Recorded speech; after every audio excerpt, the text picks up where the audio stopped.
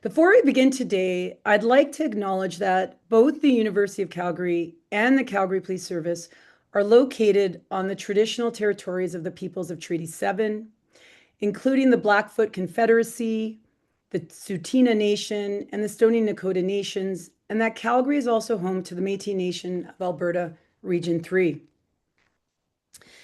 And we're excited to be here with you today. As I mentioned, we had over 200 people registered from across Canada, and I know there's so much to learn together. And while we pulled this webinar together to focus on people who work in and with policing, we know the strategies and lessons learned can be applied across many workplaces and sectors. A gentle reminder, we are recording this webinar and we're going to be posting the presentation on YouTube and on our website. So now let me introduce myself. For those who don't know me, my name is Lana Wells, and I'm going to be your moderator and presenter today. I'm an associate professor in the Faculty of Social Work at the University of Calgary, where I lead a research hub called SHIFT. And our goal is simple but ambitious. We want to stop violence before it starts. And if you're interested in learning more, Ziana, who's going to help us today, popping stuff in the chat box, she's going to put our website into the chat box. And today I'm joined by two exceptional co-presenters.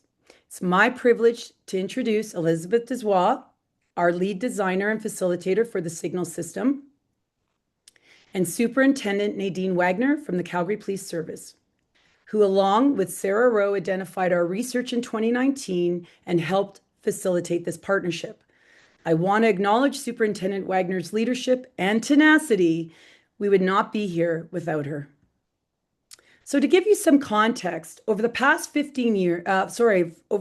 5 years, we've had the privilege of working closely with Calgary Police Service to develop and test an evidence-based prevention approach, originally called the Art of the Nudge, and now we're calling it the Signal system. So you're going to hear that interchangeably throughout today.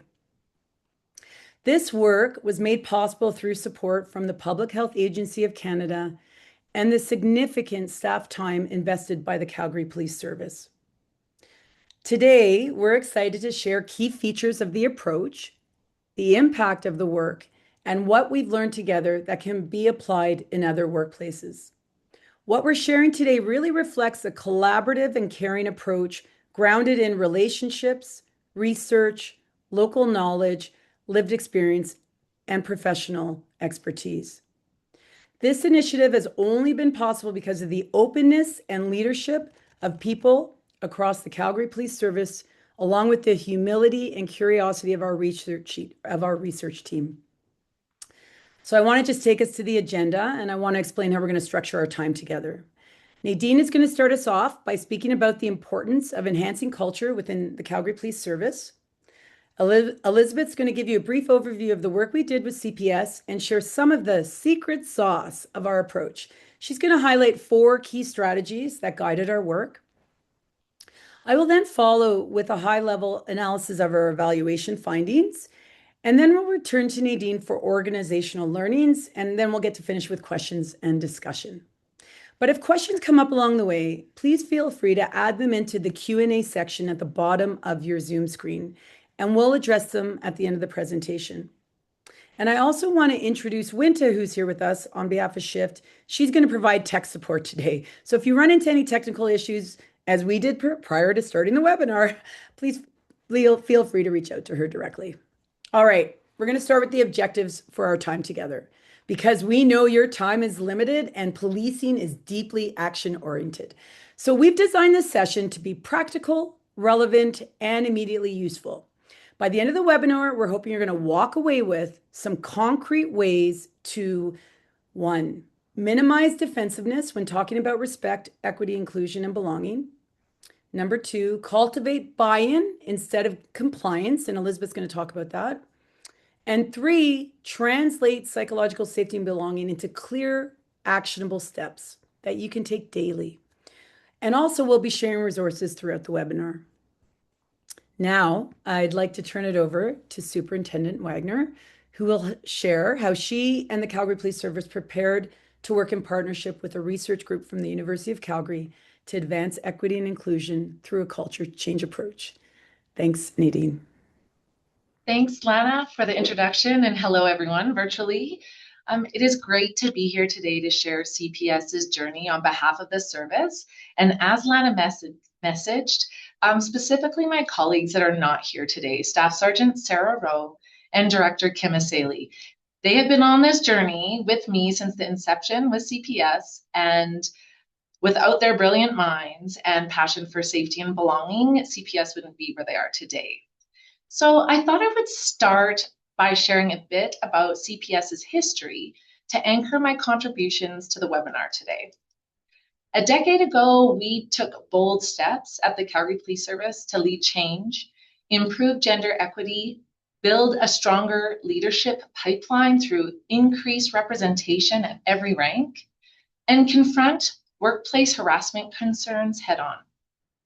During this time, we brought in passionate experts on the subject matter and contractors to help leaders learn and better understand women's experiences in the workplace. However, didn't have a lot of understanding of police culture or a skill set to foster an environment for leaders to learn in a psychologically safe way.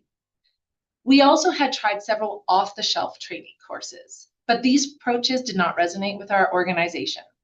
And as a result, our efforts unintentionally created further division and animosity amongst the membership.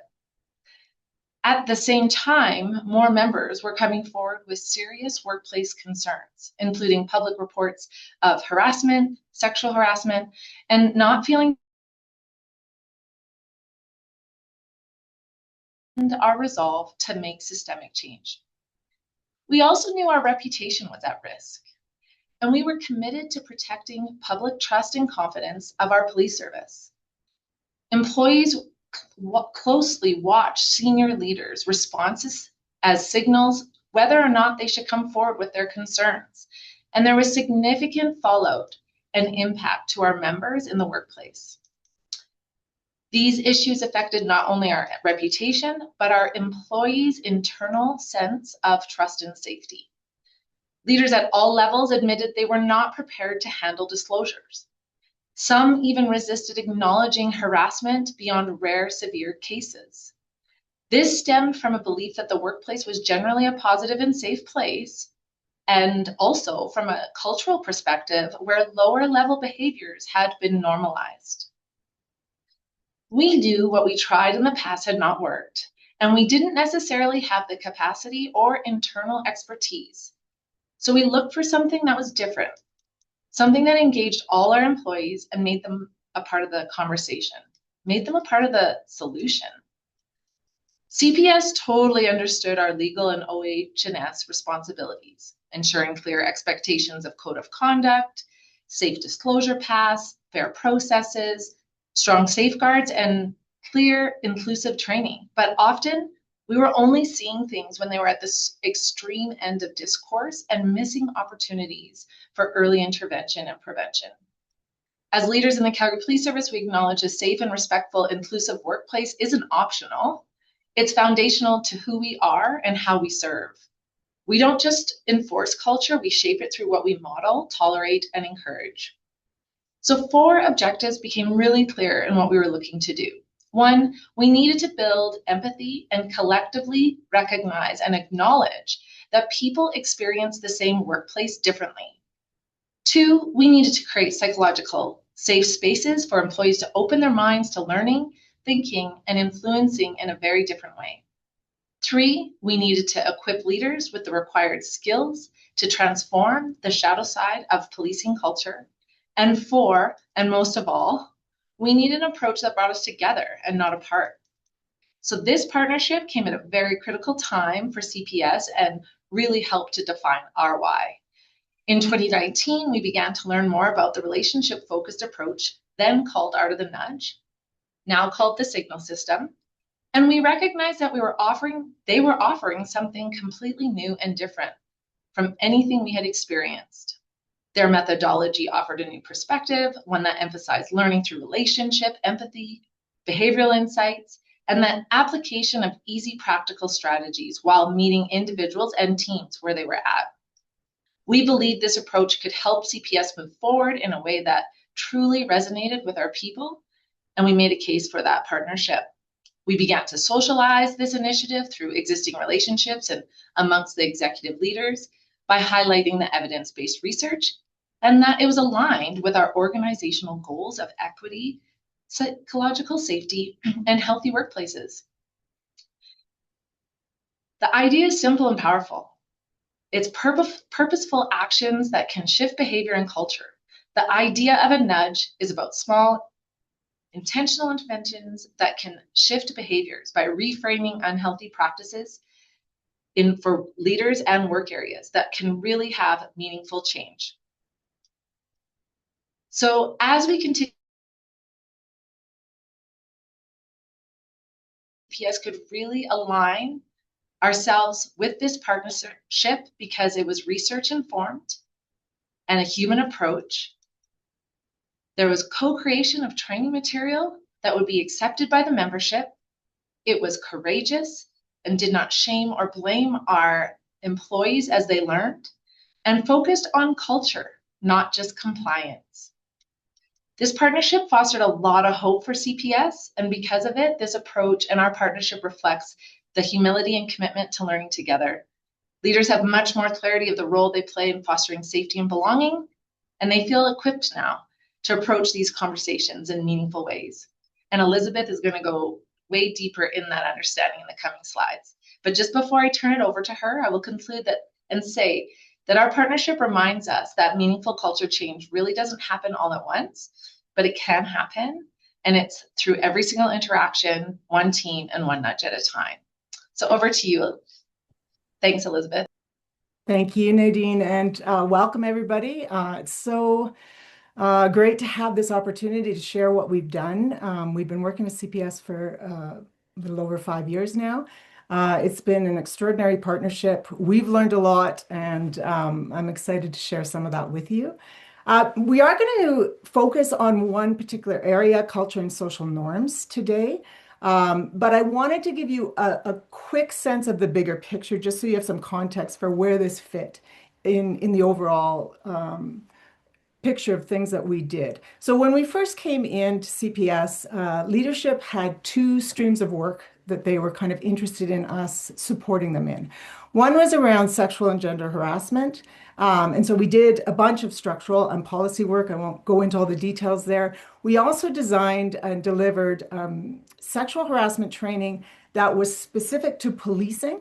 I think that in itself made it a bit different. It was designed different ones for different ranks.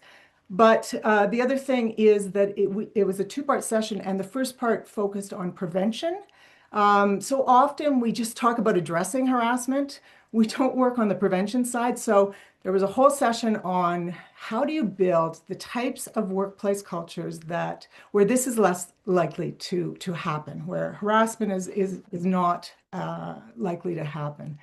And then we also did some work around the talent pipeline. Starting at the beginning of the pipeline, we worked with recruiting around some of their processes and practices, and actually saw an increase in female recruits the next year. And we conducted a study on career development and advancement for female sworn members in CPS. Just to understand what are the barriers. For example, why do so many females go the detective route and not the operational leadership route? What gets in the way of promotion or just career development, so that we could help to address those barriers. And we made a bunch of recommendations that CPS is now working to implement. And then the last big chunk of work was really the work we did at the front line in the districts. We worked in 3 patrol districts. Just for context, CPS has 8 districts. We've worked in 3 of them. And this was really a culture and social norms initiative. And this is where Art of the Nudge comes in. And that's what I'm going to focus on today. So, we might at some point do webinars on the other pieces of work, but this is the focus for today. This is the secret sauce. Norms and culture are the secret sauce. You can have policies, you can have codes of conduct, and all of those things are terribly important. But if you don't have that missing piece, if you're not working at the culture or norms level, they're unlikely to be effective. Why? Because if the culture doesn't support it, it doesn't really matter what the policy says. It matters, but it won't be as effective. I mean, we've seen this in hockey, right? Junior hockey leagues have had anti-hazing policies for years, some of them for a couple of decades in Canada. We still see incidents of hazing, even as recently as last week. There was a horrible incident in Nova Scotia that came to light through the media. Why does that happen despite the policies? It's because hockey culture still, accepts hazing. And until the culture changes, the policy can't do it all on its own. So how do you change culture? First, you have to think about how culture works and who has the most power to influence it. And I want to give you a minute to think about that yourself. So Ziana is going to throw up a poll. It says, who has the most influence on day-to-day norms and behaviors of patrol officers? And if you're not from a policing organization, you can think of it as the chief commissioner is like the executive director or CEO. Their command chain is middle management, and their peers and immediate supervisor, I think, crosses over to all organizations. So just take a minute to click on one of those.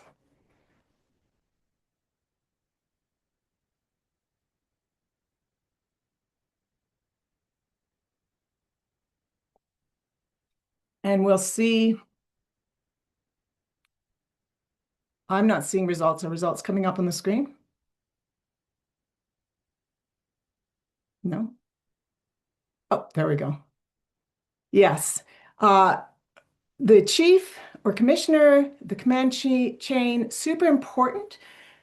They need to ensure that they are acting in alliance with the values that they say are important, with the code of conduct that they say is important. But ultimately, they are not who frontline members look to figure out how to behave.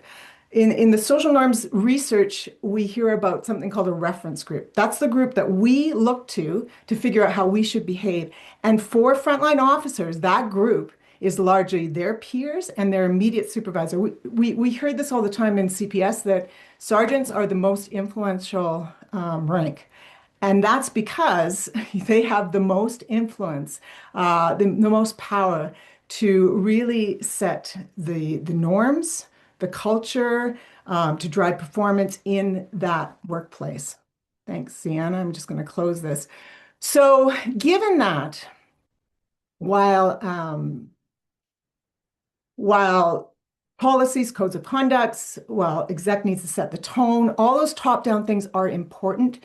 They are necessary. They are far from sufficient. You have to have bottom-up approaches complementing those. And by bottom-up, I mean working at the front line and working with the people who actually inform frontline culture.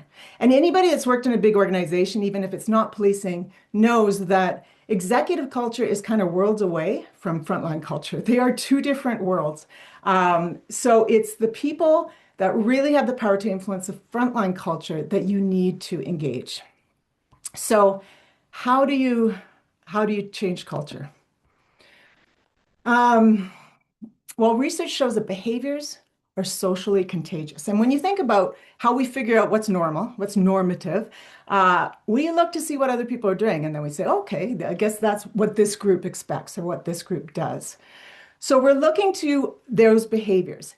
And research shows behaviors are socially contagious. They spread through networks. Kind of like a virus, although a bit different in that you can get a virus with one point of contact. For behaviors, you need to see it multiple times, multiple exposures, by multiple people, that sort of thing. So, but what's exciting about this is you don't have to work with everyone. You just need enough to start that social contagion. So how many people do you need to work with to start that social contagion? Well, I can give you a very precise, research-based answer to that. It depends on the type of behavior that you're trying to change. If it's a simple behavior, maybe you're just trying to change one piece of radio etiquette, you only need 18% of a group, of a network. So a district, let's say. If 18% of people in a district start doing something different on the radio, it will spread and other people will do it as well.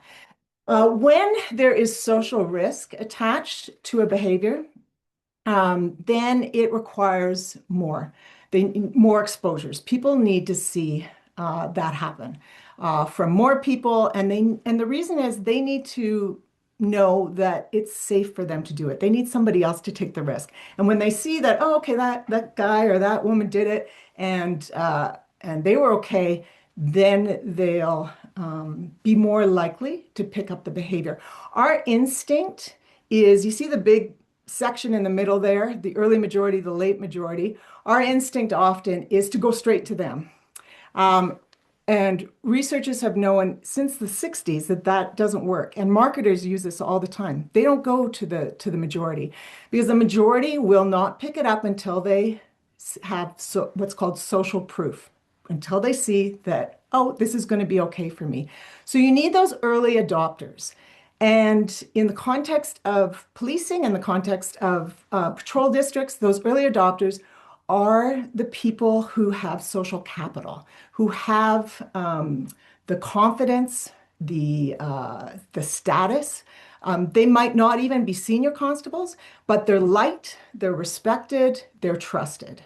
And so we worked with up to 25% in each of the districts. Actually, we made the tipping point. So we worked with at least 25% of these key influencers, and they were peer nominated because that's the thing. It has to be who they like and respect, not who we like and respect. Those might be different things. You know, we might look for people whose values align with ours or that sort of thing. That's not who we need to change culture. We need to engage those that they're looking to. So we did peer nominations for that. So that, at a very high level, is kind of the Coles Notes of what we did. We worked with about 25% of each of these three districts. We engaged key influencers. We did these workshops with them, 12 hours of workshops spread over 3 months. In between, they could try things, they could reach out to us. We had on-demand coaching. And then we connected these influencers to their internal motivation for change. And I'm going to be speaking to that quite a bit when I share the strategies. This is so important because they will only pick up these behaviors if they see a reason to do it, not just to please you, right? So we have to connect it to what they care about. And then we gave them, and I'm going to be speaking about this too in the strategies, we gave them small, concrete, doable ways to signal a change in expectations, to signal different norms. And then after the learning sessions, we supported them regularly to signal safety and belonging. So that just looked like there were a few things. We sent emails occasionally for a few months after, just giving tips and reminders. We worked with the chain of command to make sure they were supporting this and reinforcing the same behaviors. And we offered that on-demand coaching. So I know our agenda said 5 strategies. It's 4 strategies. We whittled it down a bit, but I'm going to share 4 strategies. The thing that made this intervention so effective, and Lana will be sharing evaluation data near the end of this. But the intervention was effective. It was certainly effective in engaging people. We had almost everybody that we invited to be part of it because it was based on the nominations, did agree to be part of it. And we reached a tipping point in all of the 3 districts that we worked in. These 4 strategies that I'm going to share are things that you can be doing even if you're not working on this particular intervention. I think they apply across the board to this kind of work, and to wait and provide ways to overcome some of the challenges that we often face in this work around engagement. And here's just a few, and you can put in the chat if you've experienced these things, or there's no limit to the challenges you can experience. There will be other challenges too. But these were the key ones that we were thoughtful about and thought, okay, how do we design strategies that will help us to address this? The first is cynicism.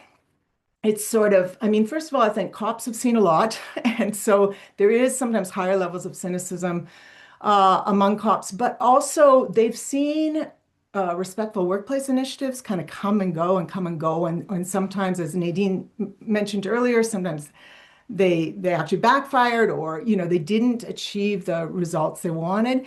So if you're coming in with a respectful workplace initiative, you've got to address that cynicism somehow. You have to address the here we go again somehow. There's the lack of perceived relevance. It's like, sure, I get that you think this is important, but how does it connect to what I care about? How does it help me to do my job, right? And so often we don't help them to make that link. It does help them to do their job better, as I'll be sort of explaining in a minute. But unless we're making that link for them, we can't expect them to do it for themselves, and it just seems disconnected from their day-to-day realities. Low trust of outsiders, feeling like, you're not one of us, you don't get our world, you don't get the demands of our job or the pressures we face.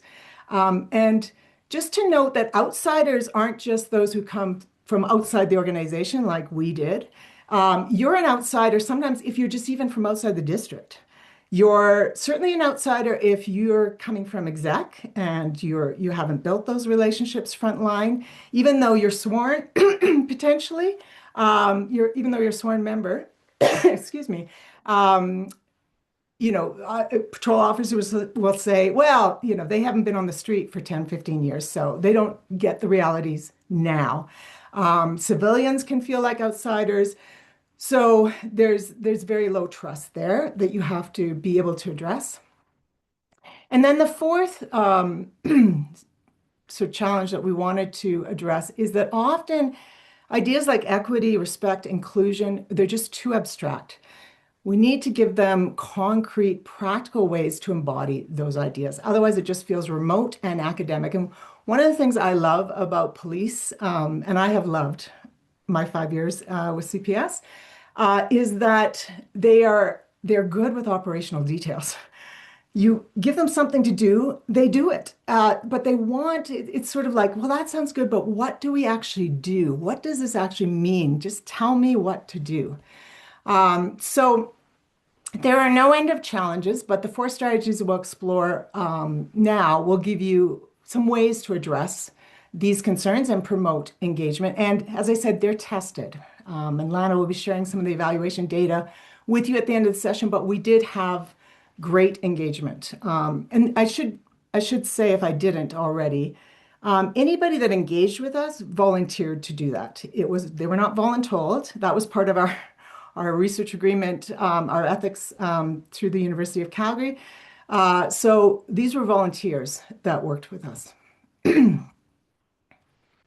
So strategy number 1 is something that we all know is important, but we don't act like we know this. So it's build relationships. We don't build this into our work plans. We don't build it into our budgets. So it doesn't happen. And yet it is foundational to everything.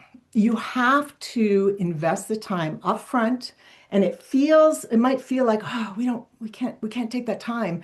Well, I can tell you, if you don't, it's unlikely to work. It's just one of those things that there's a huge return on investment, so it's worth it. So what we did was with each district, we had various ways. We'd sometimes observed operational training just to understand their world. We facilitated conversations at the NCO meetings. For those of you who are not in policing, NCO is non-commissioned officers, or the sergeants, the supervisory meetings, their team meetings. And in those meetings, we really invited pushback. We asked them to be honest and open. We acknowledged, the cynicism and affirmed it. Like, we get why you're questioning this. Absolutely. We went on ride-alongs, of course. We attended district barbecues. We went into each team's one of their parades, which is the meeting at the start of shift. And again, did the same thing we did with the NCO group. We really, invited them to just be honest with us and share their concerns, and tried to position this as something different.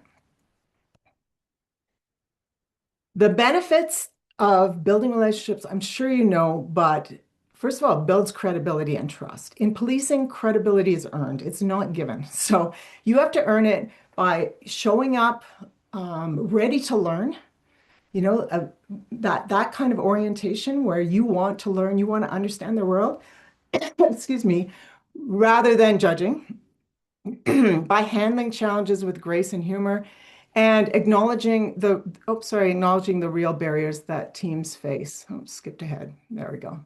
Um, and that's how trust is built. Secondly, it gives you insights about the people that you're working with.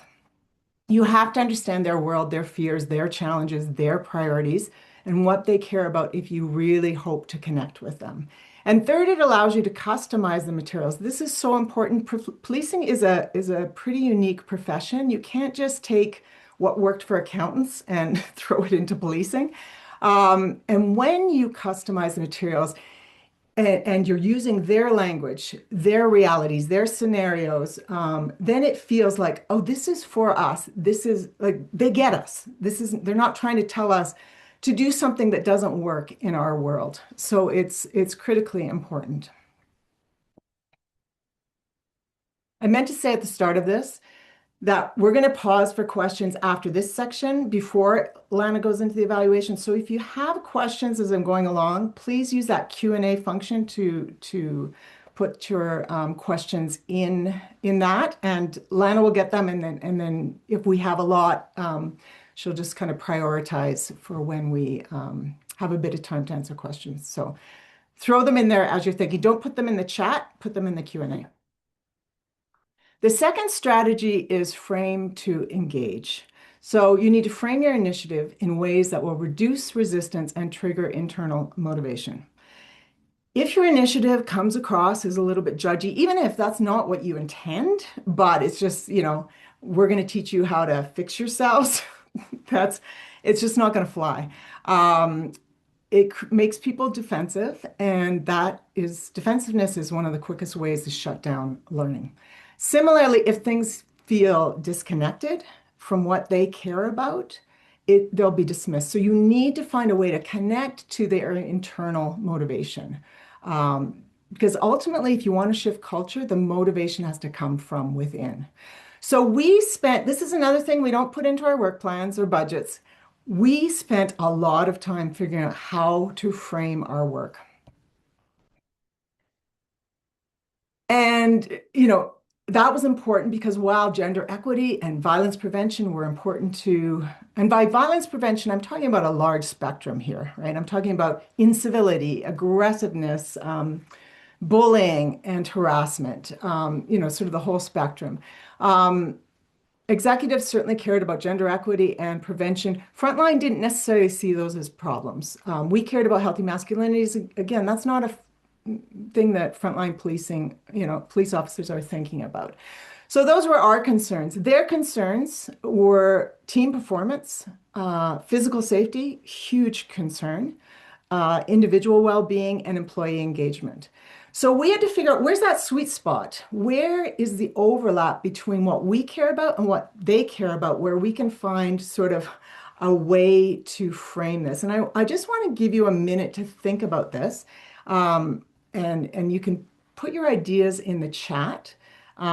Just take 30 seconds or so. And if you're from CPS and you know how we framed it, that's no fair. You're not allowed to put the answer in the chat. But for the rest of you, think about where's the overlap? How would you frame it in ways that you're actually going to get at both priorities in a legitimate way? You're not doing sort of a bait and switch at all. You're actually going to get at both priorities in a legitimate way. So just take a minute in the chat if you have any ideas.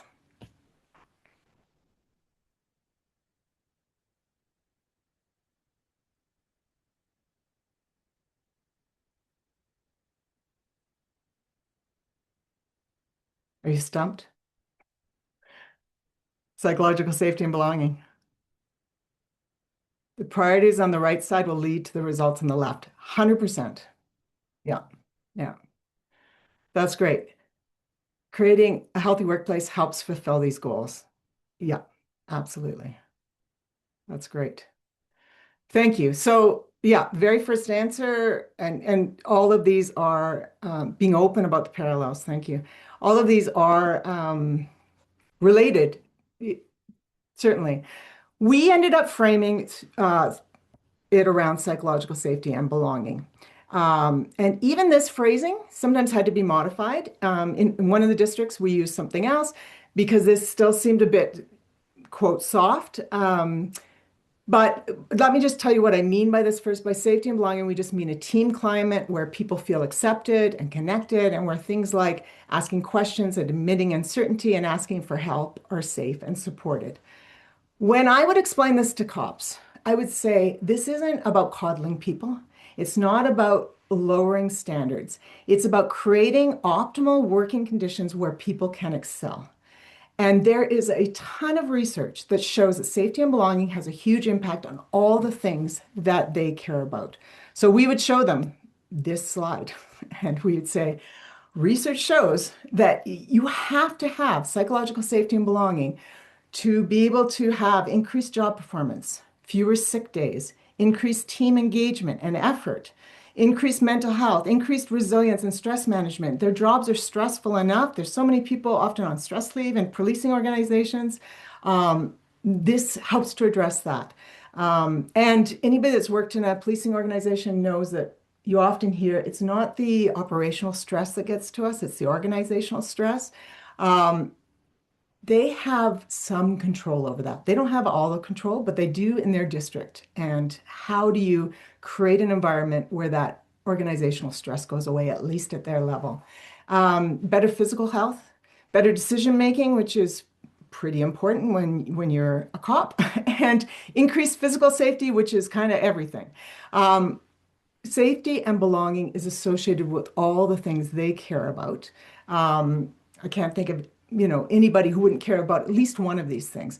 So how does it meet our needs, our priorities? Well, it turns out, as you mentioned in the chat, you're ahead of me. The skills required to prevent harassment, violence, and inequity are the same ones needed to build a culture of safety and belonging. They are those pro-social, excuse me, skills.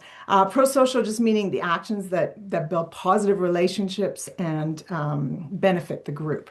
So things like self-awareness, self-regulation, humility, openness, curiosity, communication, managing biases and assumptions, conflict management skills, empathy and perspective taking, mutual support, and stepping in to prevent bullying and harassment. All of those things, as you mentioned in the chat, will lead to reduced violence, reduced harassment, healthy masculinities, all those things.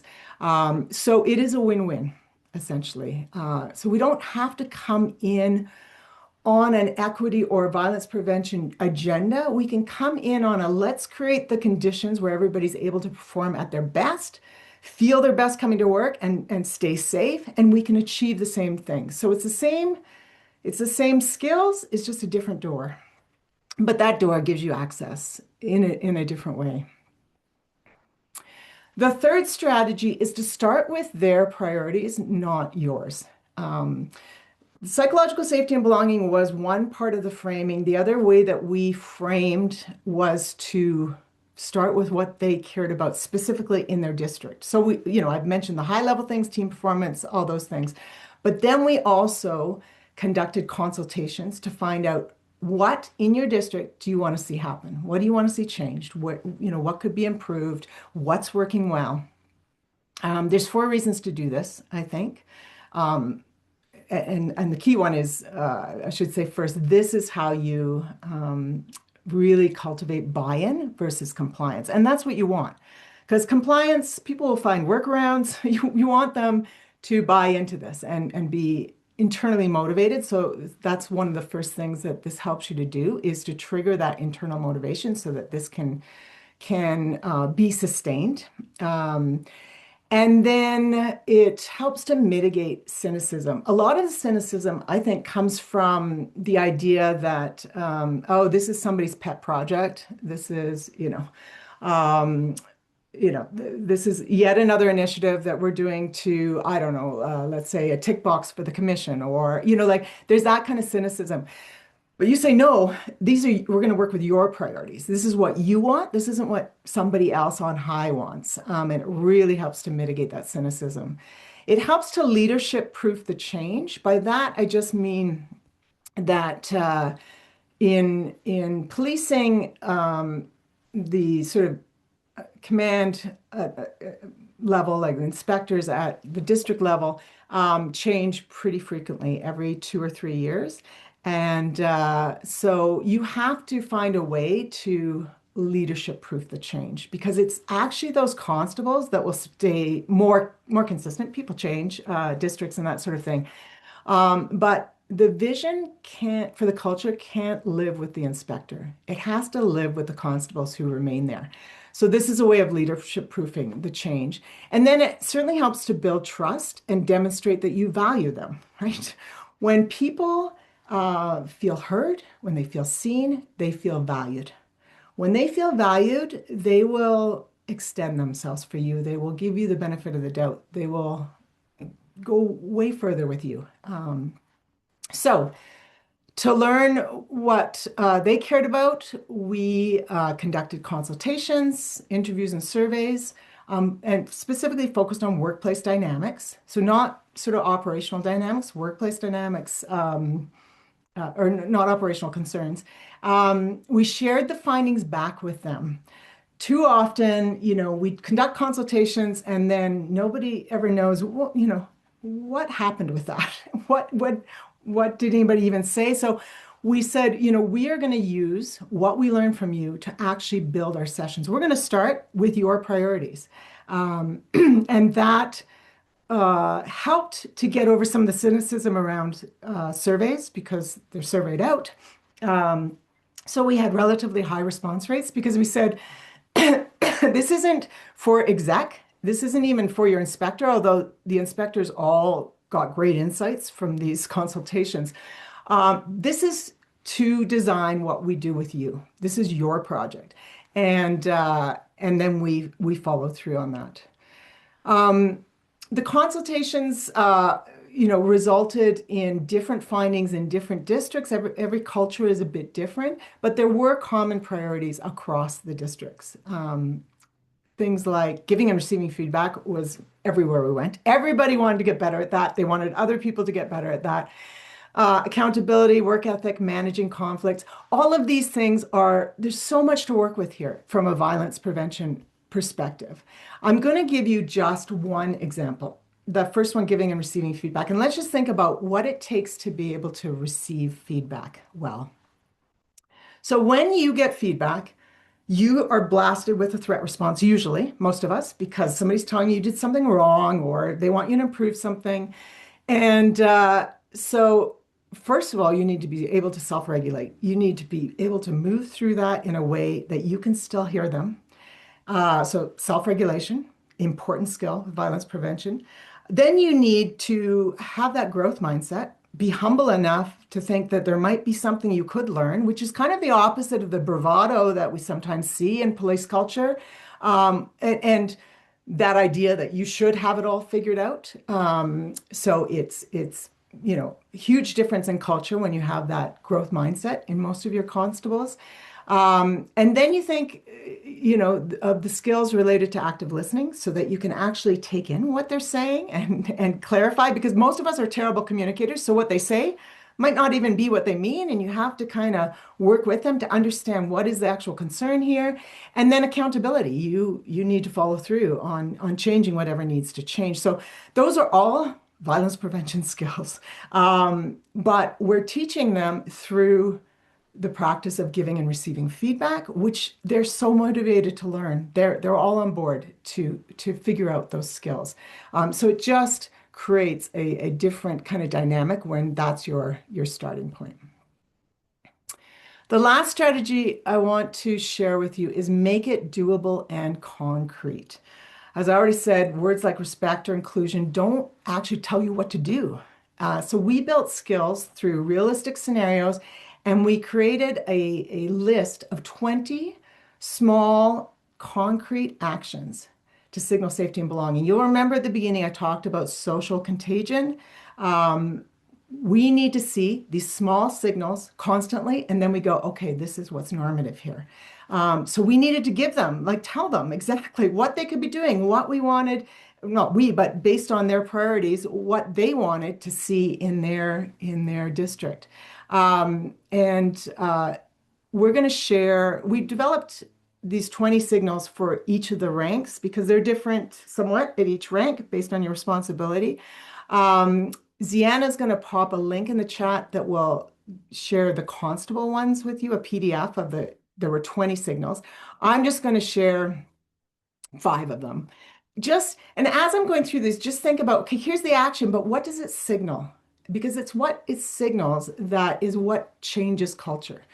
So they might seem simple on the surface, although all of these we unpacked and kind of worked through. But things like asking for feedback from your supervisor and peers. If you think about officers, frontline officers doing this on a regular basis, what does that signal?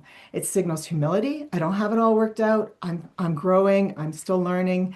That learning orientation, that's huge in terms of a cultural shift. Inviting questions and signaling that it's okay to ask for help. Especially, new recruits coming in. We watched recruit training, and it's amazing how much they have to remember, in terms of their own safety, in terms of the criminal code. And yet, sometimes you're expected to hit the ground running and just be great, and you kind of don't feel like you can ask for help. But when they invite questions and signal that it's okay to ask for help, that signals that this is a psychologically safe place. We support learning. Simple thing, help to unload other members' cars at the end of shift. I mean, that's just a way of signaling caring and support, which sometimes police officers are great in the big moments, like in terms of support. They can be hard on each other in the little moments sometimes. So how do you kind of shift to a more caring culture with each other? Simple actions like that. Treat mistakes as learning opportunities and avoid shaming the member who messed up. This is so important for physical safety, I cannot tell you, but again, it signals learning orientation and support. And then nudge teammates when you see aggressive behaviors and or ribbing that goes too far. And we worked with them to teach them ways to do that that carried less risk and could wouldn't result in as much blowback, hopefully. But that signals there are standards, and it signals accountability. So those are the 4 strategies I want to share today. Hopefully there have been some questions in the put in the Q&A box. We sure have. Great. Can I go to them, Elizabeth? Yes, please.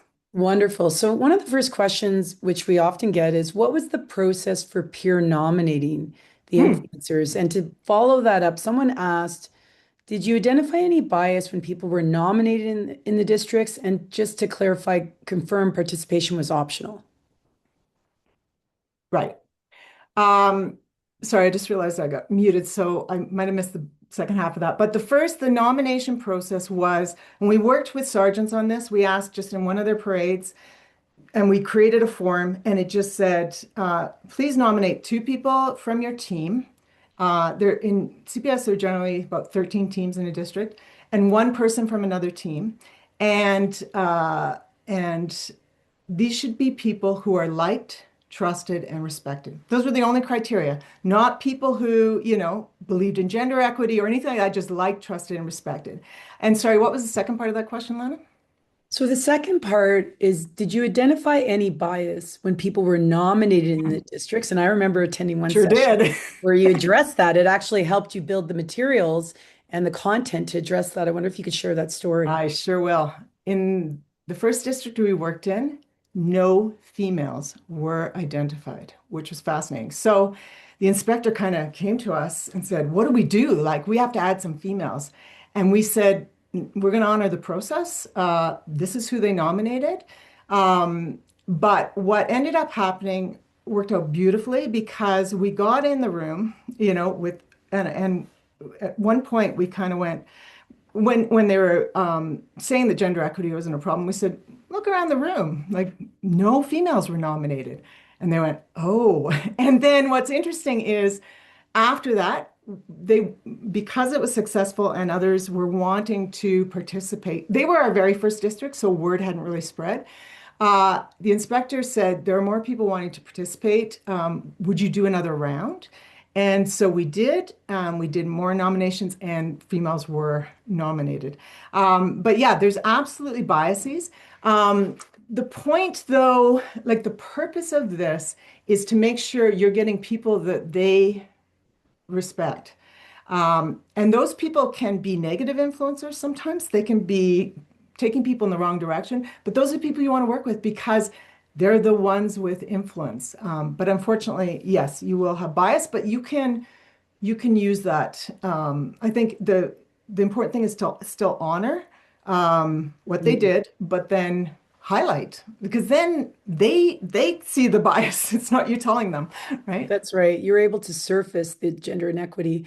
I also want to mention in most gender transformative approaches or most approaches in this area, they'll often try to work with allies first. And this approach, if you want to talk about that, Elizabeth, a little bit, that we're working with the key influencers versus allies, and we're going with people who have influence. Yeah. The reason that, and sometimes there's an overlap, which is always lovely. Like the influencers are allies, but we don't specifically work with allies. And the reason for that, even though allies are super important, and there's lots of ways in which they are doing very, very important work, but in this context where you're trying to change norms, sometimes allies don't have the social capital that you need to change norms.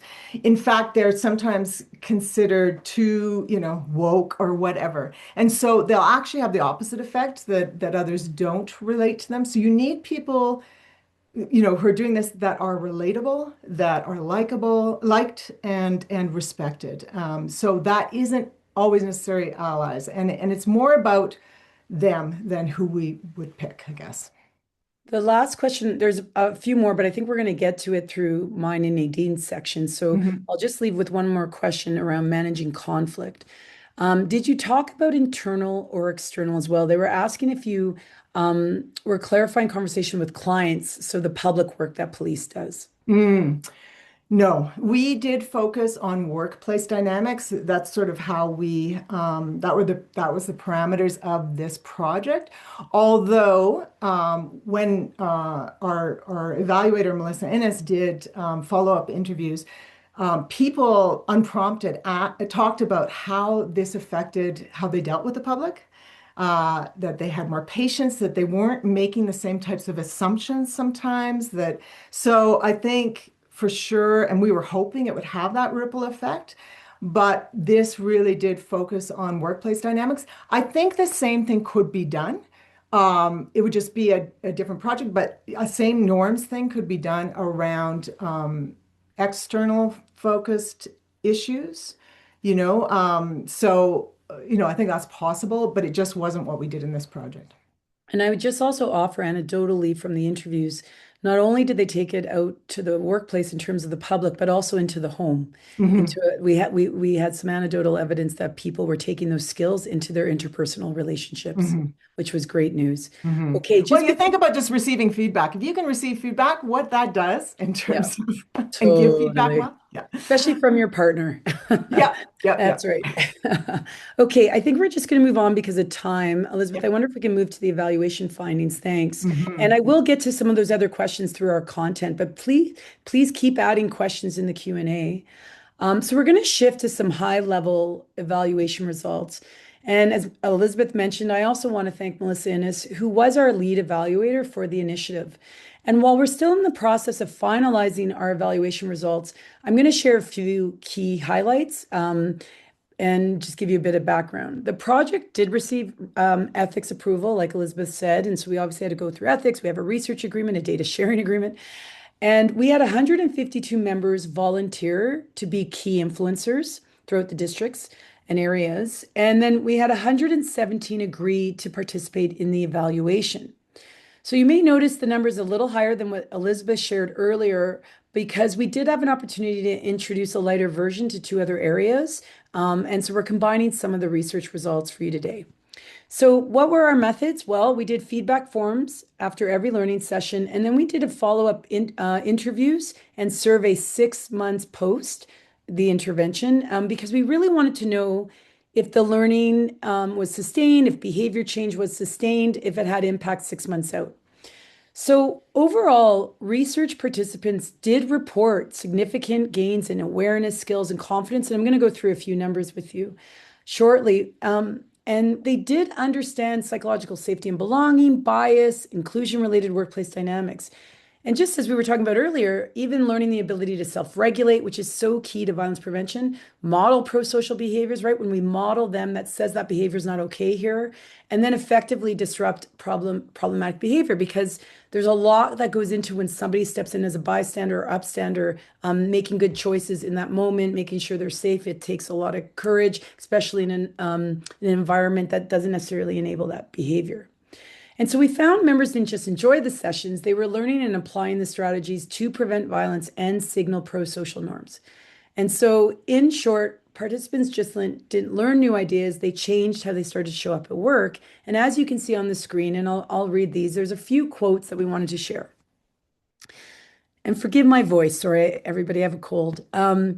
Honestly, I was a skeptic going into it. I was like, oh, great, another snowflake sort of thing. You know, deal with everybody with kid gloves kind of thing. But you guys showed me that it wasn't that. I mean, it's kudos to you because understanding police culture and emergency responder culture was certainly something that you put a lot of effort into, which we all certainly appreciated. And then another participant said, I really, really appreciated that you took the time to hear the members and the individuals who are actually part of the culture and that you asked, where's the rub? And then you acted on it. And the last one, the familiarity you had with the CPS terminology and some of our norms, it did not feel like you were outsiders. Everybody was engaged in the conversation. And I think that speaks to Elizabeth sharing how much time was spent up front in building the relationships, surfacing the dynamics, building the relationships, understanding what was the win and how to engage police officers in ways that makes sense for them. All right, let's hit the other. So I want to talk briefly about the awareness. So for some quant people in the audience who like numbers, based on the feedback forms we received, 93% reported increased understanding of the importance of psychological safety and belonging in the workplace, and 92% said they're more aware of workplace dynamics related to inclusion. And in terms of those who are interested in behavior change, you can see on the screen the majority, while the vast majority of participants reported increased ability to self-regulate, to model pro-social behaviors, to disrupt problematic behaviors, and the ability to recognize and mitigate their own biases, which is so important in this work. And one of the last slides on, I wanted to share our 6-month follow-up. And these were through interviews, as mentioned in a survey. We saw real sustained behavior change. 69% were modeling pro-social behaviors, 52% were actively disrupting problematic behaviors, and 71% reported improved psychological safety and belonging.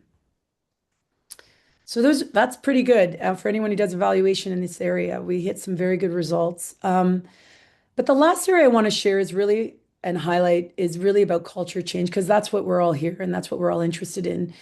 And from our interviews, participants described that they were starting to see an increased speak up culture, that there was greater openness and vulnerability among the teams, stronger, more supportive relationships, and an increased sense of belonging. These are important indicators that culture is shifting in meaningful ways. And one district inspector shared there's been a change in the district that is almost palpable.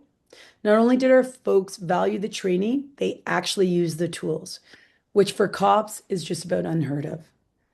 So we're very proud of these results. And again, I want to thank all of the CPS members that took part in the research initiative and gave their time and leadership to the work. And I'd like to turn it over to Superintendent Wagner now to share the organizational learnings from this partnership. Nadine? Thanks, Lana. This partnership has been a genuine success story for the Calgary Police Service. And the depth of engagement, as you've heard, was only possible because of extensive grant funding that allowed our partners to first embed themselves in our service and culture before applying the art of the nudge approach and work directly with the employees. So thank you. I recognize not every organization here today will have this opportunity, so I want to share a few practical lessons that you can take back to your organizations for consideration as you explore this approach for yourself with Elizabeth and Lana. So as you heard, one, prioritize onboarding external partners to understand your organizational context. This is what makes co-creation so successful. You must assign credible leaders to review materials to ensure it resonates with your membership. Even small adjustments, avoiding certain language, using rank-specific terms, policing relevant examples made a significant difference for us. We've had past situations where policing examples or divisive assumptions were made, and therefore it impacted the contractor's credibility immediately. So our advisory committee was an essential resource for the entire 5 years to the research. Remember that this is a relationship-focused approach, and strong relationships foster trust, increases learning, and ultimately creates the change we want. So build co-development right into your contract and plan for both time and financial investment. This approach is not just about delivery. It's about the staffing and the coverage and the impact to operations during this training. So it needs to be addressed right at the start. Our partnership, that real change happens through empathy and behavioral insight and practical leadership. Over and over, as Lana and Elizabeth has said, through the feedback forms received and in comments I continue to hear, employees can't say enough about the appreciation around the co-creation. And it truly has left lasting impacts on themselves and their work areas. So as leaders in the Calgary Police Service, we have learned this is less about control and more about creating conditions where people feel safe, respected, and able to contribute as themselves through the process, and we've gained invaluable insights. Second, normalize giving and receiving feedback as a policing profession. I'm highlighting this again because we need to make feedback safe, expected, and part of everyday growth, which is critical. It can't just be in our operational debriefs. So as you heard, feedback emerged as a critical ingredient to building safety, belonging, and trust in the leadership and amongst the teams. We know in policing we have several mechanisms for both formal and informal reviews in a response to a call for service. However, when it comes to conversations and providing feedback to enhance interpersonal skills or address conflict, it turns out we're not as effective. So in fact, you heard we commissioned a giving and receiving feedback course, which all of those interpersonal pieces and is supporting navigating equity issues and addressing harassment. These practices are being integrated now into highly technical teams through operational debriefs to foster psychological safety, and also into our HR processes that help support employee engagement and development. The third thing is focus on small, purposeful changes. Small action-oriented behaviors can create big changes and create safer workplaces, because we know harassment isn't just an individual harm, and it erodes trust, cohesion, and collective effectiveness in our organizations. So one of the biggest insights across the service has been an acknowledgement that people experience the same workplace very differently. Belonging is not evenly distributed. Our everyday behaviors, how we listen, respond, act, determine whether people feel safe to raise concerns or stay silent. We are officially talking about a speak up culture now, and it's tied to our duty to intervene and the oath as an officer. The fourth thing is, and has been touched on, but put strong structures in place to protect people while building trust in your partnerships. Given the sensitivity to this work, clarity and protection does matter. And for us, that meant establishing research agreements early and laid out exactly how data, stories, and examples could be used. For instance, the University of Calgary cannot publish anything tied to specific district or work areas, only aggregated findings. And so this ensures trust was maintained throughout the entire 5 years. We also clarified how disclosures would be made should they surface. These structures protected our membership, the organization, and was integrity to the work. Clear parameters and safeguards help members feel safe and supported and give leaders confidence to act with fairness, consistency, and care. This project has immensely had a positive and transformational impact on our leadership and in our everyday interactions. In closing, 10 years ago, policing developed language across the country through training to address barriers to mental health services and reducing stigma for our employees to ask for help earlier. Our partnership over the last 5 years with Art of the Nudge has done the same. Art of the Nudge has created language and practical strategies within the CPS to address harassment and promote gender equity through psychological safety, and promotes belonging, enhancing team performance, well-being, and employee engagement. As we know, language matters, and it's our tool to surface these issues earlier. This work isn't easy, but it is essential to our people and to our effectiveness of our service. As leaders, culture changes doesn't happen overnight. It happens in those moments when someone speaks up and we do the right thing. CPS continues to build a workplace where people all feel safe, respected, and valued. So thank you so much for listening to me today and allowing me to share CPS's journey over the last 5 years. And I'm going to turn it right back to Lana for the additional questions. Thanks, Nadine. And thanks for everyone. I do want to extend a thank you to Elizabeth and Superintendent Wagner for sharing their knowledge and expertise today. It's been extraordinary to work with them. And of course, all of CPS. We can't thank the people of CPS enough. Each of the champions in the work opened doors, built relationships, advocated for the work, offered ideas to strengthen the approach, as Nadine mentioned, the co-creation, helping us to understand CPS culture, contributing in kind to supporting officers to come to the actual learning sessions and workshop and take the time to do the work. And of course, sharing insider knowledge with a high level of trust and transparency. Getting that culture change does take a village, and we're deeply grateful to everybody who participated at CPS.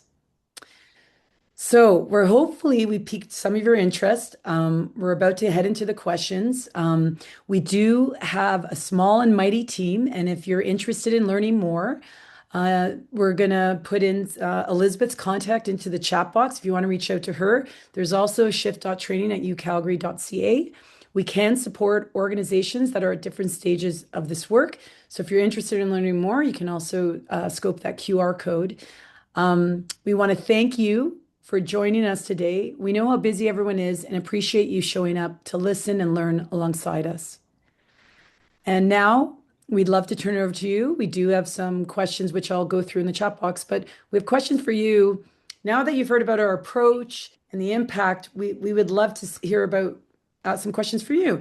Is there anything that excites you? Do you see ways you could apply these strategies? Hopefully, you're able to download the 20 signals that Sienna put in because they're very concrete, as Elizabeth mentioned, skills and actions that can be signaling in an organization. And it's just to give you a taste of some of the stuff that was designed. So maybe I'll turn it over to the group. I'm going to ask a few questions right now. I'm going to go to the questions section. And here we go. Some have been answered. Let's see, I can't access the questions. Here we go. Oh, further steps to the evaluation. Are we going to do more evaluation? I think I could say, Elizabeth, and by all means, we are going to be writing for peer review articles. We'll be summarizing. We've doing a complete report back to CPS, and we're hoping to continue to do webinars and training and support. And Elizabeth, I don't know if you want to talk about that.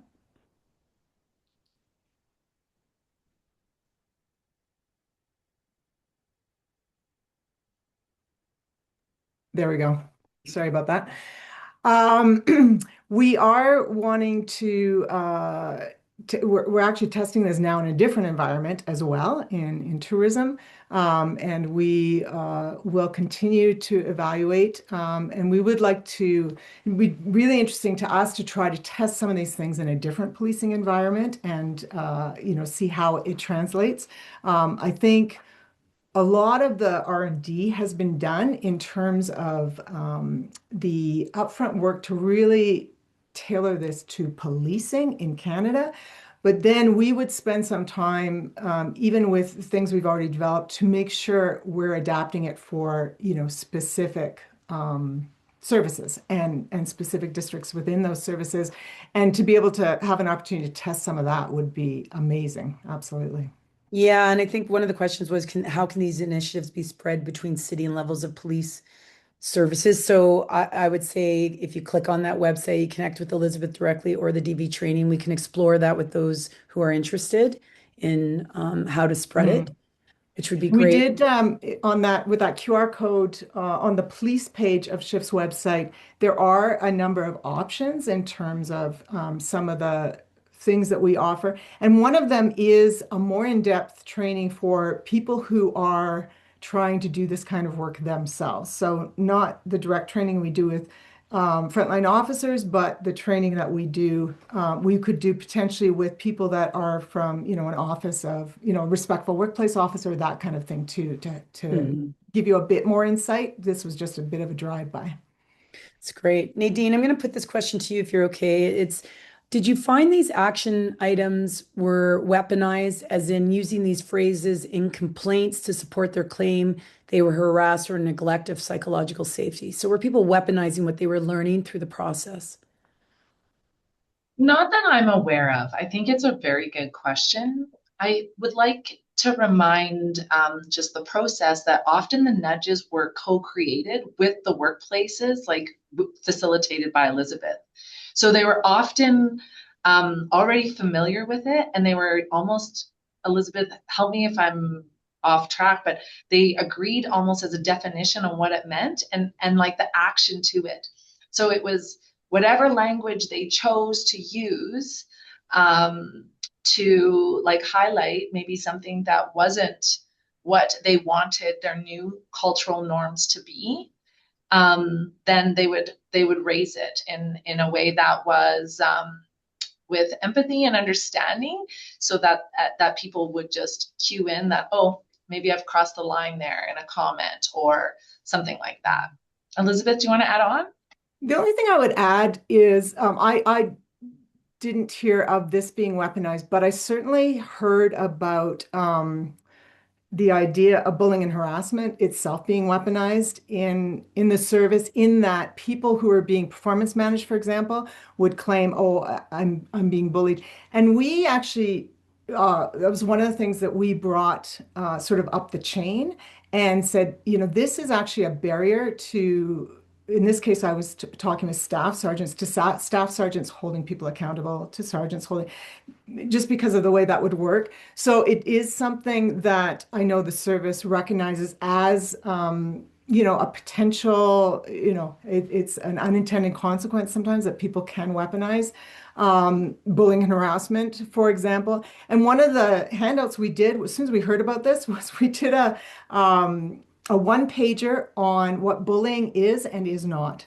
And so, all the things that it's not around, being given feedback and performance managed and blah, blah, blah, and then what it is. And so, and we created it in a way that was one pager that could be put up in districts so that everybody was getting the same messaging. And people seem to find that helpful too.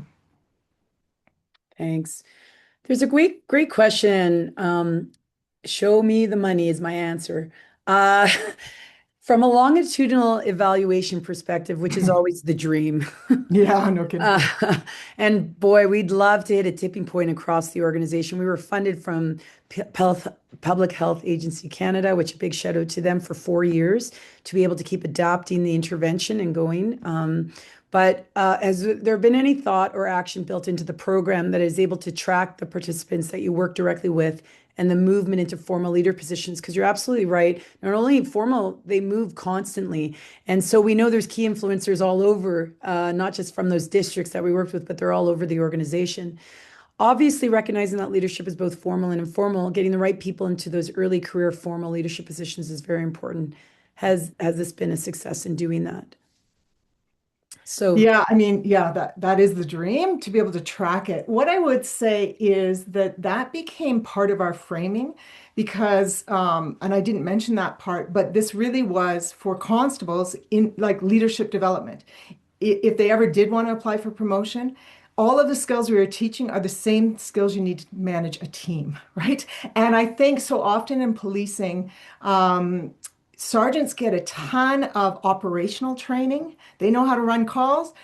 They don't get a ton often of the people management side of things. So they were kind of hungry for it. But then those constables, while there were differences between what we did with the constables and what we did with the sergeants, because we did work with both, there was a lot of overlap because really, it's about how do you support healthy relationships and interactions at work.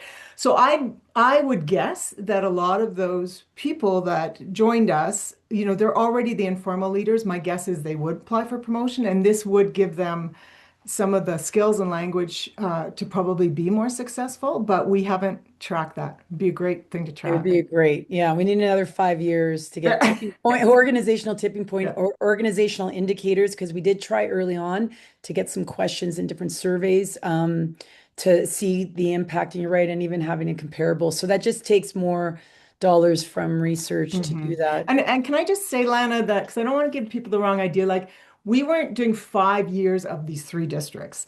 We were doing a whole bunch of other stuff in CPS. So I don't want to give you the idea that you'd have to work with somebody for 5 years to, do three districts. It's just we were doing a bunch of other things in CPS as well. And we were also developing this. So the R&D is very time consuming. Once we got to our last district, it was far faster because we knew so much more, and we had a lot of the resources developed. They just had to be adapted for the priorities in that district. If I could just say, because we did have a changing context approach that we had designed in community for 3 years prior to coming in, and that was what we were trying to adapt and test in Calgary Police. So it had been built before, FAC funded us for that intervention, but when we got into policing, we found we had to really adapt and change because of the culture and context. And I think I just wanted to mention that. I appreciate the questions. There was another question.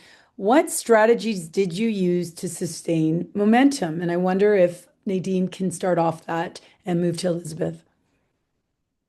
Thank you. Actually, I'll start back even that last question that we were just talking about. So Elizabeth brings up a very good point. Like, we were continuing learning as an organization through every opportunity that Art of the Nudge was working with different units, teams.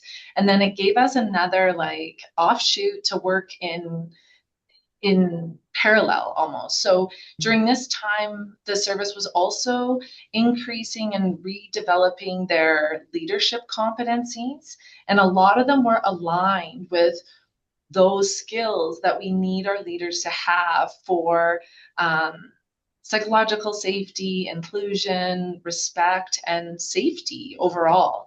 And so all those were happening, but like strategies around momentum early, it was very obvious, as Elizabeth said, like people started to hearing about it, and then they wanted to be a part of it. People were putting teams forward. They get a little glimpse, and they wanted. So we definitely had an energy around it that wanted to have further conversation and wanted this this opportunity. And a big part of the framing was around professional development.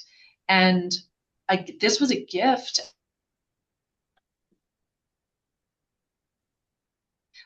going out to the front line, and everyone was just like starved for it, and like just we're so excited for these opportunities because we just obviously couldn't bring people together the same way during those times. So I would say we had some things in our favor, although of course COVID did complicate sometimes this work during it. But yeah, I think the word of mouth. And now again, everyone just like art of the nudge is a common phrase in our organization, and it completely puts people in a framing around psychological safety and empathy. Mm-hmm. Great. I'm gonna just have one more question and then we'll start to wrap up. Um, at what point did you notice the shifts in culture occurring? What was your tipping point that it was working? I wonder if you both want to answer that. Sure. I'll answer from my perspective, and then I think Nadine has a bigger picture view because she hears from people all through the service. But I think we saw small signs early on in our work with the districts, but really what was key for us were those 6-month follow-ups. And then we got unprompted, I remember a staff sergeant from the very first district we worked in reaching out to us and just saying, I've never seen this type of thing work. This has worked. Like I'm seeing it, So it wasn't for us to judge whether it worked. Really, it was for them to judge and to say, yeah, I'm actually seeing something different. And then when the evaluator was asking them, so what is different? They could name specific things, and I think you hope and you kind of think it's working, but it's not until you see those 6-month follow-up results that you go, okay, they named this, this, this, and this. Even those small changes, because culture, takes a long time to change, as you all know. But to see those shifts that early, I think was really, really promising. Nadine, what would you add to that? I think where where people have been exposed to it now, it's just changed the environment. What I hear around considerations now, I hear people thinking in a different way, perspective taking, where before they just like they didn't feel the water they swam in. They are recognizing amongst their teammates, and like just the language is changing. It's like, oh, a perfect example recently, a young officer was explaining that they realized, because they only have one woman on their team, that they all do debriefs often in the change room at the end of Mhm. shift. And now they change and they do it, well, in the parking lot on their way out to their cars, or of course, if it's too cold, then they finish in the lunchroom so that she's not behind. So like that's a simple like change in practice just to include an employee that's just can't share the same space at the exact same time. It's a great example. Thanks, Nadine. So, as we close today, we all want to thank you for taking the time to join us and for the work you're doing in your own organizations and communities. Culture change is not quick or easy work, but it is possible when people are willing to learn together, try new approaches, and support one another along the way. Our partnership with the Calgary Police Service has shown that prevention can be embedded into everyday workplace practices and that small intentional signals can help shift norms towards psychological safety, belonging, and respect. We hope today's session gave you practical ideas, encouragement, and a sense of what's possible in your own context. Thank you again for being part of this conversation and for the leadership that you bring to your work every day. I want to thank Elizabeth and Nadine again and the Shift team who's been exceptional working behind the scenes tech-wise. Ziana, Winta, and Elena, so thank you. And thanks to everybody. Have a wonderful afternoon. Thank you. Thank you.